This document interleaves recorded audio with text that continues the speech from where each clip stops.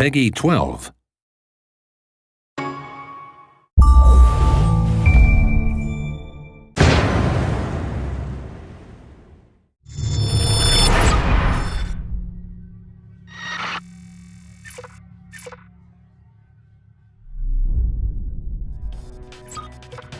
Hello, I'm Julian Gollop. Welcome to the Ghost Recon Shadow Wars gameplay video 1. I'm going to take you through one of the missions later in the game.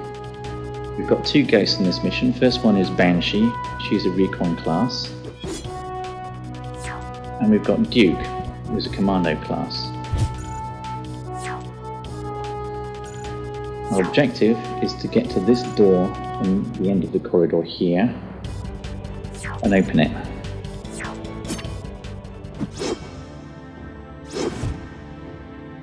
Okay, if we look around, we'll see some enemies above us, some to the left, and there are some below.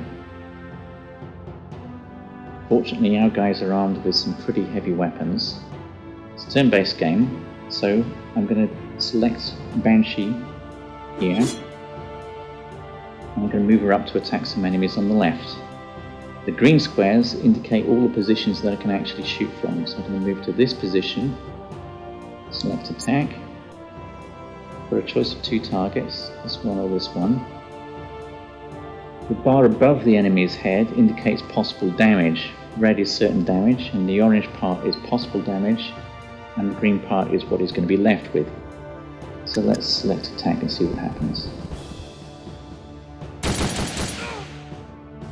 Okay, he's taken 12 hit points damage, he's half dead. Banshee has finished moving, so I'm going to move over and select Duke. Again, the green squares show where I can attack from. I'm going to bring Duke up near to Banshee. Select attack. Now, if I select this target, there's a possibility that I'm going to kill him. The orange part of the bar above the enemy's head indicates possible damage, so he may stay alive. This guy I don't stand a chance of killing. The red lines indicate possible return fire. I'll show you what that means in a bit. Let's just go ahead and attack with Duke. Unfortunately the enemy remained alive, and I got return fire from both of them. This is very important tactically to take into account return fire when you're attacking. At the moment it doesn't matter too much because my guys are very tough, and Duke is taking just a little bit of damage. Banshee nothing yet. So let's end the turn and see what the enemies are going to do.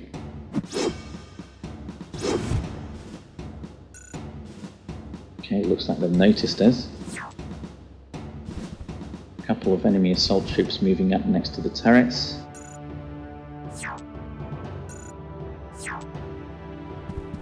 Another assault moving in close to reveal Banshee. The other one attacking Banshee. Normally Banshee cannot be attacked directly because of her camouflage. But if an enemy moves next to her, she becomes revealed. Okay, we've got the gunner drones moving up to the south. Enemy commando. And above us again another enemy commando unit. Some assaults. Here we've got two melee drones which are very nasty in close combat, so we don't want to let these guys get next to us. And finally we've got one more assault over to the left. Basically, we're surrounded. First, let's deal with the immediate threat. I'm going to take this guy out. I'm going to just move Banshee a little bit more towards our objective and attack from there. She's at close range, she does a lot of damage and kills in one hit. That's excellent. Now Duke is free to launch his attack over here. When I select Duke, I'm going to switch to his secondary weapon, which is a shoulder-launched missile launcher. I can't move so far and attack. If I move here, select attack, I can launch an attack on the line here. It's an area effect weapon, so I should be able to affect 3 targets. Let's see what happens. Excellent, I've taken out one of the turrets and 2 of the defending guards are seriously injured. Let's see what the enemy can respond with. Assault's moving up closer, but they're not in range to attack yet.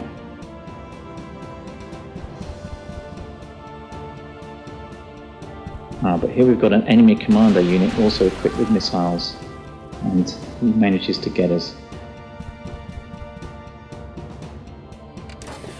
The enemy melee drones closing up very fast, they're quite rapid.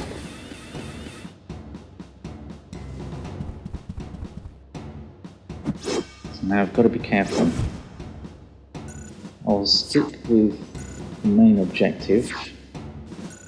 I'll get Banshee probably to attack the guys over on the left. So let's select Banshee. Banshee is equipped also with a secondary weapon. I'll switch to it now. This is an EMP grenade. It's very effective against enemy drones and turrets, but will also do a reasonable amount of damage to enemy soldiers. So again, if I launch in the middle here, back from this position and see what I can do.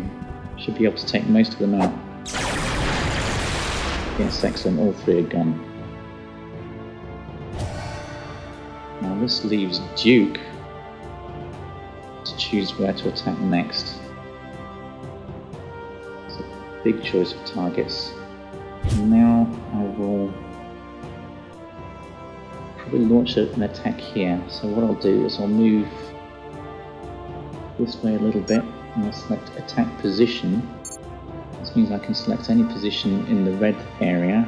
I can place it here, and because of the area effect it should affect both those enemies. Let's see. Okay, excellent. They're both damaged but not killed.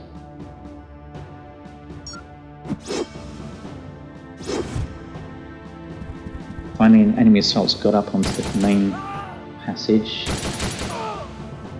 We'll exchange of fire there.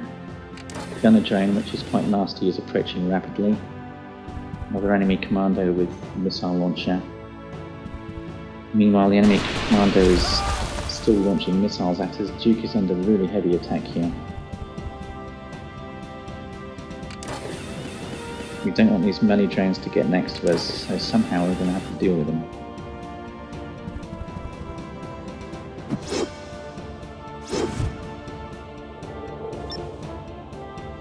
Unfortunately, Duke is now powered up. Whenever you attack an enemy or kill him, you get some power points. If you look at the blue bar on the bottom left, you'll see it's at 100%. So I'm going to make good use of my power attack. Let's select Duke first. I'm going to launch the power attack into the middle of these guys here. If I move the camera a little bit, you can see they're reasonably well bunched up. And get some return fire from that position. Maybe I can move here, I won't get any return fire.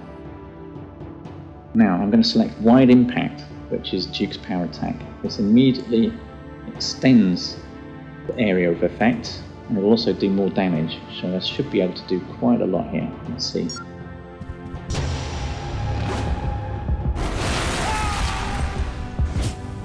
I've taken out 4 enemy targets in one hit, which is absolutely excellent. Okay, Banshee is now clear to get to the door. So let's get up towards the door here and let's see what happens.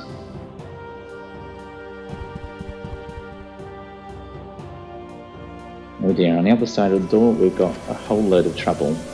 A lot of enemy drones. But to find out how to beat them, you'll have to play the game for yourself.